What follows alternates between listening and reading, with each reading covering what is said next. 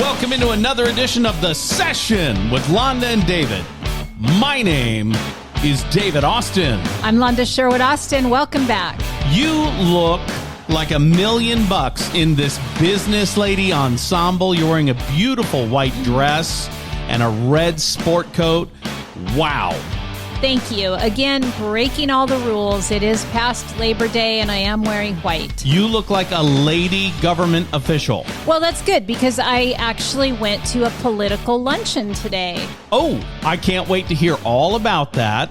We're going to talk. I don't know that I'm allowed to talk about it. I don't know that you're not. We'll talk about that. We'll talk about what's happening in the world. We'll talk about what's happening in our lives. And we'll talk about what's happening in your life in this edition of The Session with Londa and David. But before we get going, it's time for news. The death toll tops 1,200 in the Israeli-Palestinian conflict that sparked this weekend with a surprise air, land, and sea attack on Israel beyond its borders. The U.S. pledges support for an Israeli attack on Hamas. So far, Israel Defense Forces say they've already struck over 500 Hamas targets in the Gaza Strip. It was all over all of the news this morning, Londa. And I think we should talk a little bit about the news coverage of this. Oh, yeah. As we go throughout the show. Okay. Environmental. Stay tuned. Yeah. That's what you're trying to say. That's right. It's about to get hot. Environmental lawyer, author, and now presidential candidate Robert F. Kennedy Jr. ends months of speculation and formally throws his hat into the ring as an independent candidate for president of the United States. The Kennedy campaign has a series of events planned in Texas, Georgia, and Florida this month. A Reuters Ipsos poll of a hypothetical three-way race between Biden, Trump, and Kennedy conducted last week among likely voters. Bad news for Biden. 14% of the voters supported Kennedy in the poll. 40% support Trump. 38% Biden.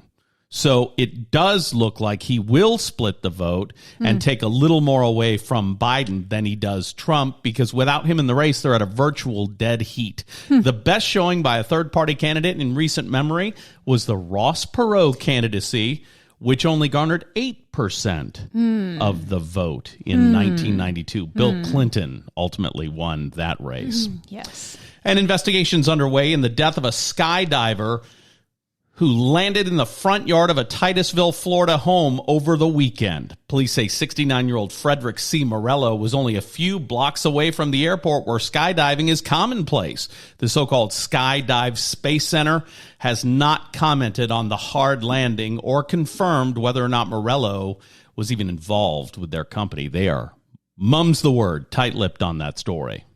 I'm so confused. So I'm at home. Yes.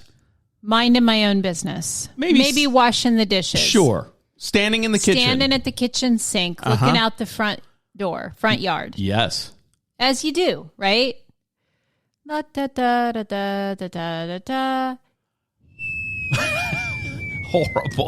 Horrible. Is Slam. Right into the front yard. Right into the front yard. And like a crash, like the person was injured or killed, or was the person died pretty quickly. Yeah, slammed into the ground. So it wasn't a good landing. No, it was a hard landing. You know, I didn't know what hard landing meant. I assume if you're falling from the sky, even if you've got your little air brakes on or whatever they're called, it's a hard land. But that's what you meant by hard landing was unfortunate. Yeah. That would be shocking, don't you think? Yes, and sadly, it's on video. Oh, the Lord. homeowner's surveillance video caught the reflection off of their SUV of the guy slamming into the ground. Oh, that's horrible. Yeah. That's not something I want to see, by the way, so I'm not going to post that anywhere. That's awful. No. I can watch it in the movies because it's not real. Right. That's right. Oof. Yeah. Not fun. And that's what's happening. That was the end? Yes. Oh, Lord. I usually like to buffet it with a happy story, but I think the political intrigue with Robert F. Kennedy joining the race is kind of cool. Kind of cool. This, I think, will be the most successful third-party candidate run of all time. I do see that. It'll be interesting to watch, if nothing else, right? Yeah. Kennedy, of course, the son of Robert F. Kennedy, sure, who was assassinated while running for president. His uncle, John F. Kennedy, was assassinated while being the president. The Kennedy curse and all that. Well, yeah. His uncle famously was one of the longest-lasting senators in the U.S. Senate, though. Sure. You know what I mean? Mm-hmm. So this family's very well known. Robert Kennedy Jr. is a very well-respected environmental attorney, which is interesting because the environment's kind of the Democratic thing now. Sure, yeah. You know what I mean? He's also written a book about the big lie from Anthony Fauci about the vaccination. So some fringe conservatives love the guy too. So he's definitely an interesting character to watch in this presidential election season. And he had met and had tried to run as a Democrat and got no traction from within the party because the party's got its own agenda. So he said, you know what, I'm going to talk to the libertarians. And the libertarians are like, yeah, we like you, dude. You know what I mean? Yeah. So it's going to be interesting to see if a true three-party race happens. A lot can happen between now and next November, but it's interesting to see how this thing is going. It's, for me, someone who, you love politics, you follow it really closely, you understand the intricacies of it, and I do not. To me, it just looks like, it's like a car fire. I can't stop watching. I can't look away, but I have a feeling it's terribly tragic for everyone involved, you know? Yeah. So politics is interesting, and I like it when it's a real horse race, and this may create more opportunity than people are counting on. Well, there you go. So who knows what's going to happen. Yeah. Okay, so the thing I want to talk about before we get into the world and what's happening in our worlds and in your world is this thing in Gaza, this thing in Israel. I actually have a question about that. Do you think the war in Israel, which is what they're calling it now, will affect our markets? And if so, how? That's the question I have. That is a great question. And war always sparks business. So the military complex, the industrial military complex, is going to be pumping some money, right? We've already sent fighter jets over there. This weekend we did that. We've already sent a bunch of stuff there to support Israel. Right. I don't like the news coverage of this, though. Let's talk about that because it's a little crazy to think about. Well, number one, they're calling this attack a terrorist attack. They're not calling it a warring faction from Palestine. They're calling it Hamas terrorists. For those of you that may have tuned out because you think this is a political conversation, I just want to encourage you. It's about to take a left turn into something you're going to be interested in and you didn't see coming. Go. Well, I don't know what you mean by that, but... You do. Okay, so there's this group of people who snuck into Israel. Okay. They, of course, think of themselves as freedom fighters, I'm sure, because they feel like they've been oppressed members of Palestine for their whole lives, right? Okay. So they're trying to get back some of what they think is theirs, right? Okay. Israel wants to keep what's theirs and have much more advanced weaponry because they're Israel and they're the most backed part of the Middle East by all nations. Okay. Everybody's supporting Israel, right? So these guys sneak over on a Saturday during a music concert, take hundreds of people hostage, shoot other people. They come in by land. They crawl under a fence and come in. Right. They come in by sea on the waterway, and there were paragliders that glided over the fence and landed. So it truly was air, land, and sea attack, right? Oh, yeah. And now some 1,200 people are dead, 700 on the side of the Israelis, and now about 500, and it's growing exponentially, of the Palestinians on the other side in the Gaza Strip. So let me just get this straight. The people that came in and attacked Israel by land, sea, and air, the media are calling them terrorists. Correct. They are. They're calling them Hamas terrorists, and they're alluding to Iran. And what they're trying to do is what? Get their land back that they think is theirs? Well, there's been a long struggle there. Yeah. You know, the Palestine-Israeli struggle has been going on for quite some time. Yeah. Right? From the beginning of time. Right. It's been a war that's been happening there over the Gaza Strip for hundreds and hundreds of years. The way the media is covering this story is shocking to me, especially today on Columbus Day. Indigenous Peoples Day. Oh, well, it's become that because Columbus Day was bad PR, right?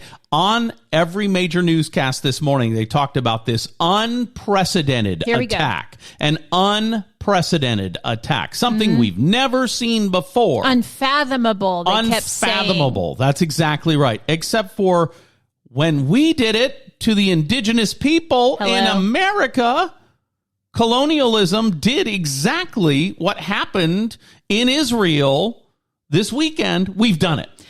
We did it. Speaking of an inconvenient truth. We did it with smallpox blankets. And we did it to the Native American people or the First Nation or whatever. Right? So to say it's unfathomable on a day we celebrate because we did it to someone else. Yeah, gross, right? Not unfathomable. Right. And it's interesting that it's so unfathomable on the very same day that the third-party candidate announces his run for president. Nobody talked about it at all this morning. Not one network. Interesting, huh? That may get some coverage tomorrow. Who knows? Yeah. And by the way, as a former news director who did that for decades, you know when stuff's going to happen because you get a press release that you have to embargo. You know what I mean? Right. So if I were running a newsroom and I knew that there was going to be a press conference and it was embargoed, I would get people who don't necessarily know what the announcement was going to be, pundits, so to speak, to talk about what the announcement could be today. Right. That's what I'd have done. Zero time given to it. Right. Interesting. Because we had to talk about this unfathomable thing that happened in Israel. Oh, yeah, they crossed their borders. You guys get it, right? You get what we're saying here? Today is, some people call Columbus Day. Some people call Indigenous Peoples Day. Right. Okay. Where it's a bit of an ugly history. Came across this ocean in boats made of wood. And took what wasn't theirs. That's exactly right. And Israel is feeling exactly that way today. But there's no history book as their neighbors to the south came under their fence and flew over it and came through the water. There's no history book that calls my English ancestors terrorists, but maybe there should be. It's much easier if you call them colonists because they're just setting up colonies. Yeah. They're killing everybody in their way, but they're colonists. They called the indigenous people savages. Right. When I was a kid, that was still common terminology in my textbook. Well, in the name of French colonialism, America fought the Vietnam War. Yeah. And that was because the French wanted to have power in a country that was not their country. And do you know why America fought in that war? I don't. Not because we're all for French colonialism, but the Russians were supporting the Vietnamese people that didn't want to be overrun by the French colonialism. So we had to fight on the wrong side of history to stop that. Oof. Yeah, it's interesting. It is. It's interesting to watch history unfold and to hear people act like they've never seen it before. That's what's shocking. It's unfathomable. On a holiday that we celebrate, doing exactly that to someone else. Right. We invaded someone else's land and took it over. It makes me think of two things that we talk about all the time. History is written by the winners. That's true. And perception is reality. That's right. You know, one thing, I was having a conversation yesterday with somebody who was saying, like Donald Trump or not, he's brilliant at controlling the narrative. Yes. He's P.T. Barnum, exactly. And so you've got to, when a narrative is being delivered consistently through traditional means. Right.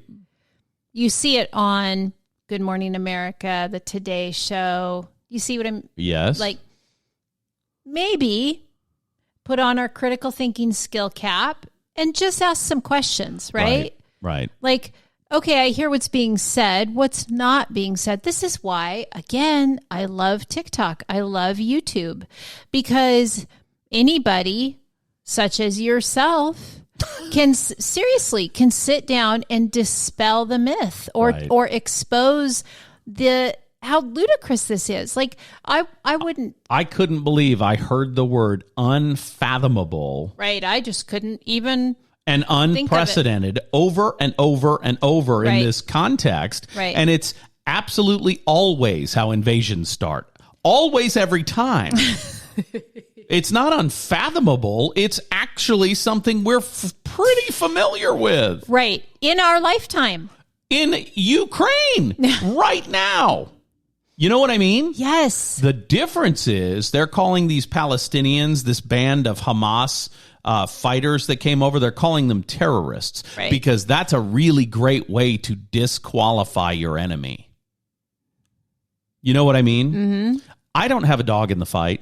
You know, I don't, you know what? Except how it may affect our economy here in the States. Well, right. But what I mean because is, it's a world economy, right? People feel very emotional about where they're from. That's why fights break out at high school football games. Sure. So I get that there are people that are feeling ripped off on one side of this land war and on the other. Yeah. You sprinkle in religious overtones and you call them terrorist jihadists, and you call these people lovely Jewish victims, which is what they're doing in the news. Right. And all of a sudden, now it doesn't make sense. Right. They're not talking about how Benjamin Netanyahu's got a far-right government. They're not talking about that. You know what I mean? Well, and this is why I love this platform, especially for you, because you always help to make it make sense. Right.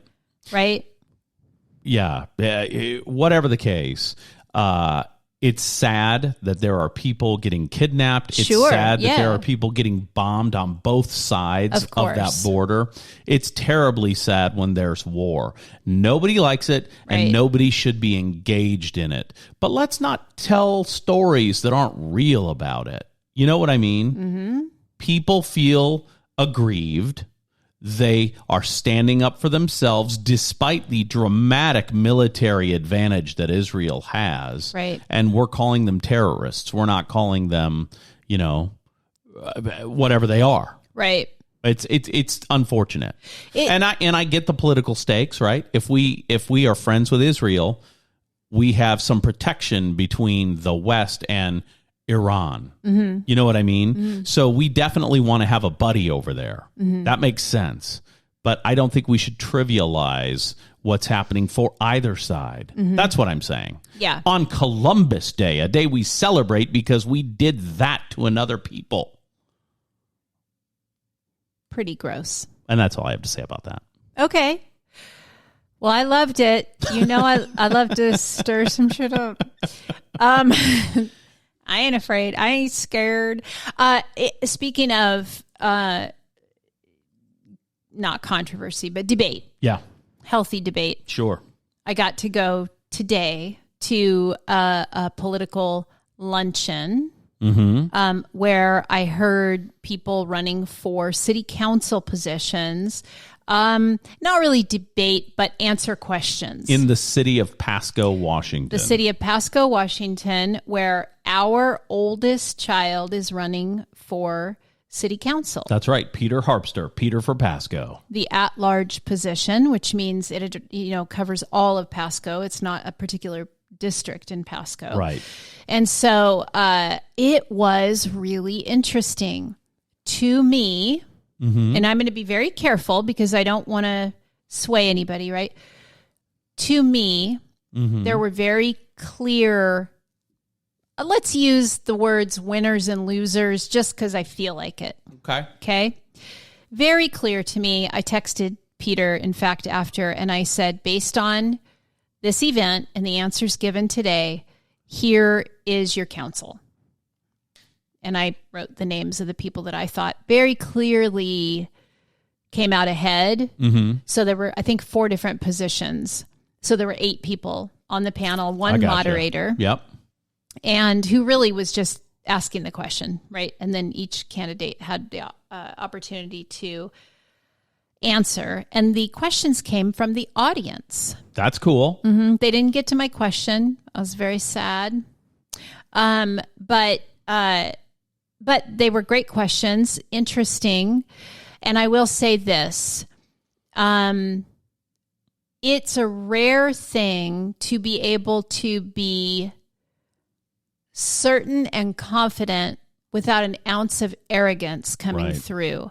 And each of, person in each duo that I felt did better did exactly that. Interesting. Confident, clear communication without any arrogance at all. Okay. It was just really, really interesting. And I ended up, I think realtors, we all have we must have magnets inside us that just toward each other. Yeah. So I ended up sitting at a table with 1, 2, 3 other realtors. That's cool. Yes. So that was fun. And then a couple other people. Fun. So it was a great time. Ran into an old friend I haven't seen in, I don't know, about 5 or 6 years. Okay. At least 5. And so that was interesting too. That's always fun to reconnect with people. So yeah, that was a great time. Cool. Yeah. Gave my card out to a couple of people. That's one the way woman to do at it. our table. There was a woman at our table, and this was just, I don't know why I'm telling this story, but maybe somebody out there will get something from it. Mm-hmm. Older woman at our table. And I said, well, tell me about you. Well, I moved here 12 years ago, and, I don't really know anybody. I moved here to be close to my granddaughter, who now has moved back to the Colville area where we came from. So now I'm just kind of here by myself. And, I like to go to these kind of things because it helps me to know what's going on in the city. I've gotten involved in a couple of different groups and whatever. And I'm always looking for the connection point. Like, how can I relate to this person? Because I think if you can find the connection point, you put people at ease. Sure. Right. And I could tell she was a little uncomfortable. She didn't know anybody at the table. Right. And I wanted her to feel comfortable because I hate that. I hate being in a room and feeling uncomfortable. Right. So I always want to just come here, come and be with me. I promise I'm a safe space that you can be with. Anyway, I said, Colville, huh? Is that where you're from? Yeah. I said, have you ever been to Mavericks, which is a restaurant there? Uh-huh. Oh, yeah, of course. I mean, there's not many restaurants up there. So, of course, we all know Mavericks. I said, do you know the owner, Jamie? Oh, yeah. Jamie and I were great friends. In fact, when I was up there last week, I went in, tried to talk to her, but gosh, she's so busy. She said, well, wait a minute. How do you know her? I said, we grew up together, went all through school together, graduated together. We were the best of friends. As kids, we ran around together and everything. So anyway, at the end of the luncheon, I said, hey, Ruth, can I give you my card? And I gave her my business card. She goes, oh, a realtor. Well, if I ever need a realtor, I said, no. If you ever just need somebody to go have coffee with, will you give me a call? Really? I said, yes, I would love to. You said you're here by yourself now, and there's no reason for you to be lonely. So I love that. If you're ever feeling lonely, just reach out. I love that. And so, and I didn't do it for business purposes. I did it for the purpose of connection. Sure. Which brings me to my next point. Okay. So for the purpose of connection, reconnection, since we've been back in the Tri-Cities, over the last 5 weeks or so, I've probably met with about 100 realtors, lenders, title people, business owners. Sure. Sat down across the table from one-on-one or, a group. And in talking with people, just reconnecting into the community, asking them a lot of questions about what's going on in their life and their business, I found this undercurrent. Nobody's really saying it, but they're saying it without saying it. This is where, my 20 plus years as a coach comes in handy. And what are they saying? There's a fear. There's an undercurrent of fear, or at least uncertainty about the economy, the markets, where we're going in this world. And so as a result of having seen all of this, I'm doing a class this week on Wednesday a little workshop. Is it Wednesday or Thursday? It's Wednesday. Okay. I double checked this morning. I in my brain have Thursday, and I might have actually put that in my calendar. Yeah, Wednesday afternoon at our Home Builders Association, just totally free workshop called Gridiron Goals, and it's going to address, it's football themed. You wear your jersey, represent your favorite team. It's going to be a lot of fun, right? But it's also we're talking about business and how to take advantage of this market, how to take advantage of this economy. And one thing, I made some social media posts earlier today, and I was saying, you're making it too hard. You're complicating it yourself. Yeah. Business owners, you're complicating it yourself. Yep. It's so simple to be successful. Yeah. And so tell people who you are and what you do, and ask for the business. If you're around in Eastern Washington this Wednesday from 1 to 4, you should attend. There's an Eventbrite registration. It's all over my social media, and my social media is open. You can go find it. Londa Sherwood Austin on Facebook. On everywhere. Okay. TikTok, Instagram. I would love to see people there. Here's what they're going to get from it. Okay. Yeah. They're going to come away from this being re-energized, encouraged, refocused, and, feeling lighter, feeling empowered. Yeah. Empowered going forward in this market. You don't have to be nervous. You don't have to be nervous. And is this for everybody, or is it just for realtors? It's for everybody. Realtors, lenders. We initially marketed it to realtors. Owners. I'm opening it up to everybody. Okay. Yep. Realtors, lenders, title, small business owners, salespeople. Bring your sales team. They'll get something out of it. There's going to be a lot of real estate talk, of course. Greg Frechette from Frechette Winery should come. I'm okay if you bring wine, Greg. I'm not going to be mad if you bring wine. Yeah, he'd love that, I bet. I'm going to call him and invite him. Yeah, so I just, I don't like to see people struggling. Yeah. Right? I don't. I want to, especially when I know I can help. Yeah. And it's easy. It's easy. We're just focused on the wrong things. I like that. When you think about perception is reality, that's one of the things we're talking about. I'm trying to remember the name of all the segments that I'm doing. One is block and tackle. Yep. Business basics. Yep. One is, what's the next one? I don't know. I don't remember. One of them is special teams. Okay, that's good. Special teams. Counts. Collaboration is important. Mm-hmm. Yep. Have a success team. Yep. One is, study the films. Okay, study the films. Because data, you got to know your data. Yeah, data doesn't lie. It doesn't. And if you got to know where you've been to know where to go. Right. And grit, mindset matters. Yeah, it does. So it's going to be a really, really good time. I'm excited about it. It's going to be a little loosey-goosey, fun, good time. I'm usually pretty serious when I present. This is not going to be that. Are you going to be dressed like a football player? No, I'm gonna rep my team. Oh, I gotcha. Yeah. I can picture your outfit in my head right now, I think. Well, I don't have a Taylor Swift t-shirt yet, but I'll get one. The Kansas City Swifties. There you go. I'm in, baby, all day long. Okay, so we've got this thing coming up on Wednesday. Yeah. You're doing it. Mm-hmm. It's going to be great at the HBA in, is that Kennewick? Kennewick. It is Kennewick, Mm-hmm. yeah. I never know Kennewick, if it's Washington. North Richland or Kennewick when you're over there. You know what I mean? Yeah. You turn a block one direction, now it's Richland. Yeah, it's a little weird. I don't know how it works, but it's going to be a good time, at the Home though. Builders Association. Come out and just, roll with it. I like it. If you get in there and you hate what's going on, get up and leave. I don't care. And I've never seen anyone walk out of one of your things. Never. No. In the 4 years that we've been married, I've never seen anybody walk out of one of the rooms. I've heard people say afterwards, I did not have time to stay, but it was so good I had to stay. Yeah. I've never seen anybody get up and go. You know what? One thing somebody said, we came, before we relocated back here, we came in January or February and put on a similar kind of workshop. Yeah. And what stunned me was people in the room who said, oh, I didn't even know what this was about. I just came because it's you. That's awesome.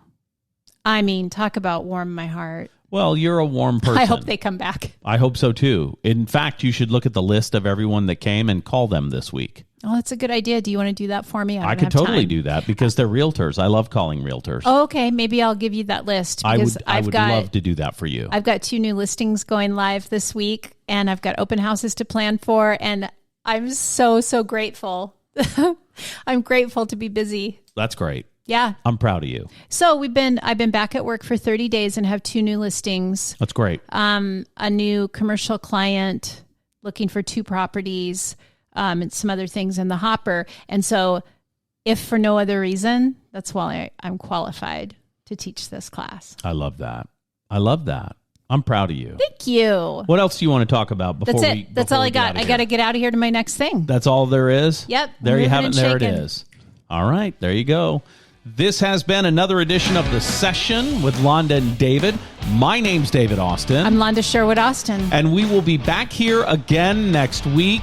There's a lot going on in the world, and we'll keep our eye on it for you. If there's a story you think we've missed, send me an email, david@sherwoodaustin.com. david@sherwoodaustin.com. And if there's a business question you have, send it to me, Londa@sherwoodaustin.com. In the meantime, get on social media, Londa Sherwood Austin at Facebook. I think Londa Sherwood Austin on TikTok and Instagram. Insta. Isn't that what you kids are calling it? Insta? I don't know what you kids do. I don't know. It's not on X, though. No. The artist formerly known as Twitter. Yes, forget that. Anyway, get on there and register for that class. I'm going to be there on Wednesday. I thought it was Thursday all week, so that's a shift from my brain. I hope to see you there. Yeah. All right.